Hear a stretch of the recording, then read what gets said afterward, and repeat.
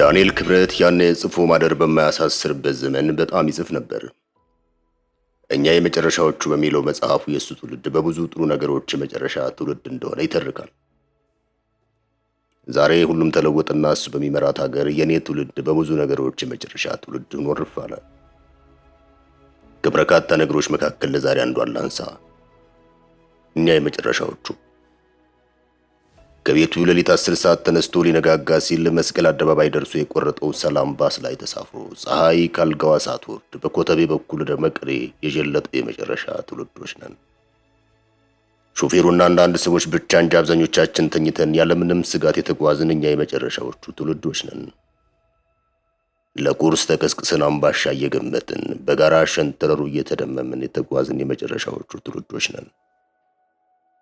በሰላም አድሮ በሰላም የዋለ ህዝብ ጋር ለምሳ በደሴና በሐይቅ በኮምቦልቻ የወረድን የመጨረሻዎቹ ትውልዶች ነን።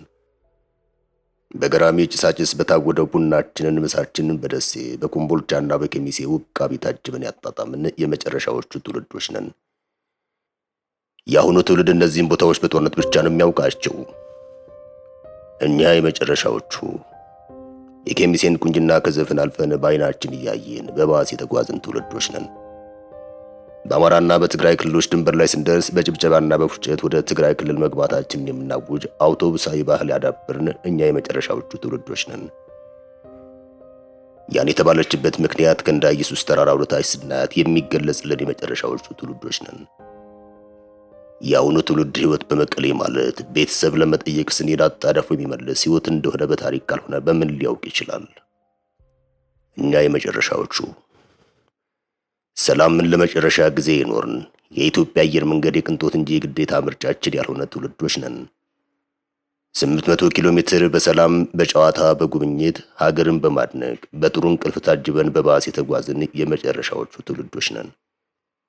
ለሰላም የመጨረሻዎቹ መሆናችንን ስናስብ ለአሁኑ ትውልድ ልባችን ይሰበራል። ዳንኤል ክብረት ሆይ ጥሩ ኑሮ በአንተ ትውልድ አልቀረምና እኛም የመጨረሻዎቹ ነን የሚለውን መፈክርህን ኤክስፓየርድ ወይም ጊዜው አልፏል። ምስጋና ለምጡቅ ፖለቲካችሁ ይሁንና በሰላም የተማረ ከ100 ኪሎ ሜትር በላይ በባስ የተጓዘ ከክልል ክልል የኔም እንደውም 3 ክልል በባስ ተጉዞ ዩኒቨርሲቲ የገባ የመጨረሻው ትውልድ እኛ ነን። አዎ እኛ ሰላምን ይኖርናት የመጨረሻዎቹ ትውልዶች ነን። ሰላማችንን ይመልስልን። ሰይፉ ከበደ